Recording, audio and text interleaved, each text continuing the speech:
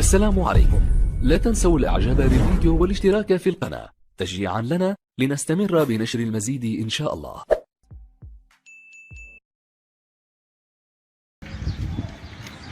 السلام عليكم، ازيكم يا شباب؟ اخباركم ايه؟ يا رب دايما بخير. النهارده معانا شرح لكيفيه توصيل سلك الدش ورا او في صامولة الطبق لتشغيل القناة الارضية على ريسيفر الهوكس 3 خمسات كومبو.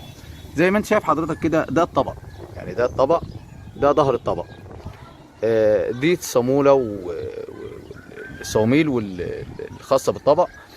احنا جايبين السلك مقشرينه مثلا 5-6 سنتي، وعازلين النحاس عن السلك، عن الشعيرات. السلك رابطينه في الصامولة زي كده، وادي الشعيرات زي ما انت شايفها. ده السلك اهو، اللي المفروض اصلا كان راكب في الدايزك ده. انا خلعه من الدايزك وموصله، ربطه في الصامولة زي ما انت شايف كده. واضح يعني؟ اتمنى تكون واخد يعني. ده الطبق، يعني ده الطبق اهو، الطبق، ودي الرابطه زي كده. طبعا انا فوق السطوح دلوقتي وبوريك او بتشوف انت بنفسك احنا عاملين ايه. ادي هنا انا قبل كده على فكره كنت رابطها في الصاموله دي، يعني قبل كده كنت رابطها في الصاموله دي. دلوقتي رابطها في الصاموله اللي قدامك دي، عادي، دي او دي، المهم تكون رابطها في الصاموله زي كده بنفس الطريقه كده. مقشر السلك 5 سم او 10 سم، رابط السلك النحاس في الصاموله، والشعارات زي كده في الهواء زي ما انت شايفها كده. طيب انا دلوقتي هوقف الفيديو وهننزل تحت عند الريسيفر ونجرب موضوع القنوات والاشاره والبحث بتاع القنوات على الريسيفر الهوكس 3 خمسات كومبو، ونشوف القنوات الارضيه هتظهر ازاي. والنهارده مباراه الزمالك في افريقيا هتيجي على الارضي، هنتفرج برضو على المباراه على القنوات الارضيه ان شاء الله. هوقف معاكم الفيديو لحين ما ننزل تحت ان شاء الله. طبعا يا جماعه احنا نزلنا لكم، ادي الريسيفر الهوكس 3 خمسات كومبو، ودي التوصيل يا جماعه. ده سلك الدش، السلك الطبق اللي جاي من فوق زي كده، موصلينه بوصله بتيجي من عند اي حد بتاع دش. يعني نوقف كده لحظه لحين ما نفكها. الوصله دي يا جماعه، الوصله دي بتيجي من عند بتاع الدش مثلا ب5 جنيه ولا حاجه. بنوصلها في سلك الدش اللي جاي من فوق، وبنوصلها في الريسيفر اللي هو المدخل ده الخاص بالبث الارضي الرقمي زي كده. وصلناها، بنيجي على الشاشة زي كده. انا هضغط سات، المفروض كلمة ايجيبت دي اللي هي القناة الارضية. ادي تايم سبورت شغالة معانا، والاشارة بتاعتها 40.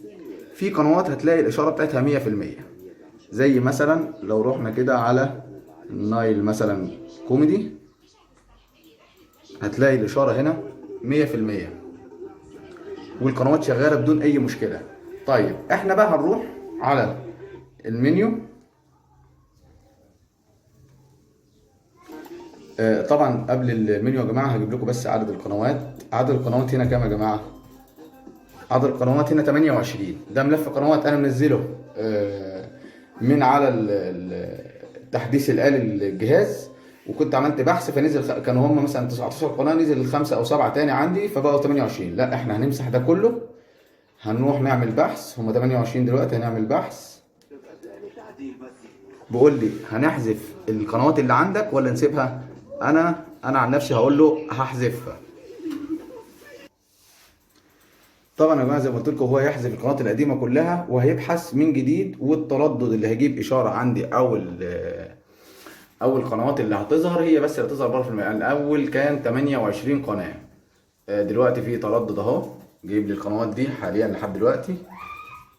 هنشوف بس لحد ما يكمل لحد 100%. هو دلوقتي 14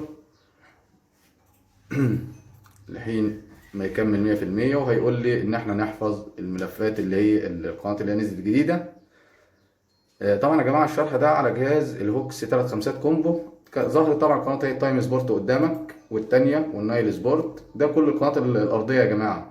تايم سبورت اس دي، تايم سبورت الاتش دي، والتانيه الارضيه، والنايل سبورت والنايل ناوس الاخبار. طبعا يا جماعه ده الشرح ده قلنا على جهاز هوكس 3 خمسات كومبو، افضل اجهزه السان بلس كومبو. يعني في كذا جهاز سان بلس كومبو بالاسم، لكن فعلا كاداء وككومبو فعلا جهاز كومبو هو الهوكس 3 خمسات.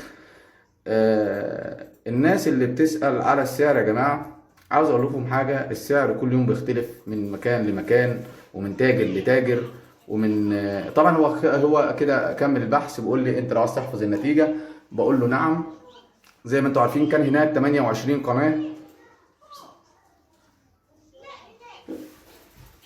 كان في 28 قناه عندنا، فاحنا هنروح دلوقتي هنشوفهم بقوا كام قناه.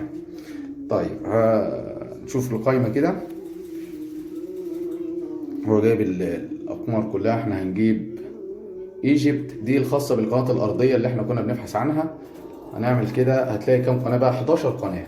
هنجيبهم من الاول كده ونشغلهم. دي اول واحده، والاشاره زي ما انت شايف كده 100. هنا القناه الثانيه كده برضو 100، اللي بعدها الثالثه برضو الاشاره 100. بعد كده النايل لايف 100 برضو يا جماعه، وشغالين بسم الله ما شاء الله. دي برضو 100. القناه الاولى الاتش دي جايبه 40. هنا التايم سبورت الاس دي جايبه 40، والنايل الاخبار جايبه 40. طيب هنا النيل سبورت نيل الرياضه جايبه 60. التانية الارضيه جايبه 50 40.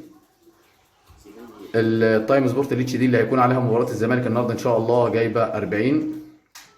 اخر قناه اللي هي طبعا احنا جينا كده طبعا من الاول كانوا 11 قناه معانا. زي ما قلت لكم يا جماعه ده جهاز الهوكس كومبو 3 خمسات التحديث الجديد، اللي ان شاء الله هتشوف دلوقتي اهم ميزه. طبعا هو هيقول لي هنا الاشاره سيئه، بما ان انا شايل السلك اللي هو الخاص بالاشاره ومركب مكانه البث الارض الرقمي. ده المدخل بتاعه فاضي اهو زي ما انت شايف، ومشغلين البث الرقمي. طيب هنا بما ان بيقول لي مفيش اشاره، بس انا هجيب لكم حاجه بس، دي اهم حاجه حصلت في التحديث حاليا، ان احنا لما نشغل اوديو وتنزل على الفيديو ديلي كان الاول لحد 15 ثانيه، النهارده مع التحديث الجديد اصبح 20 ثانيه. هو طبعا الاول كان كده 15 ثانيه، دلوقتي اصبح هتنزل تحت اصبح 20 ثانيه. ودي حاجه مهمه جدا جدا لبعض الاقمار كانت بتقف مثلا على 17 ثانيه معاك ولا 18 ثانيه الصوت، فما كنتش تقدر تظبط الصوت مع الصوره. دلوقتي انت هتقدر تظبط الصوت مع الصوره. بصراحه تحديث جميل جدا واداء رائع، وهنجربه النهارده برده في مباراه الزمالك ان شاء الله وباقي الاقمار. دي الخلفيه الجديده يا جماعه بتاعه التحديث والاضافات اللي احنا قلنا عليها الجديده مع تشغيل البث الارضي الرقمي. هنرجع له تاني زي ما انت شايف كده ونتابع معاكم ان شاء الله. واي جديد يا ريت تسيبوه لنا في الكومنتات واحنا هنرد عليكم ان شاء الله، برعايه الدعم الفني لاجهزه هوكس للدعم والاستفسارات وحل المشاكل اونلاين 24 ساعه معاك في اليوم ان شاء الله. والسلام عليكم ورحمه الله وبركاته.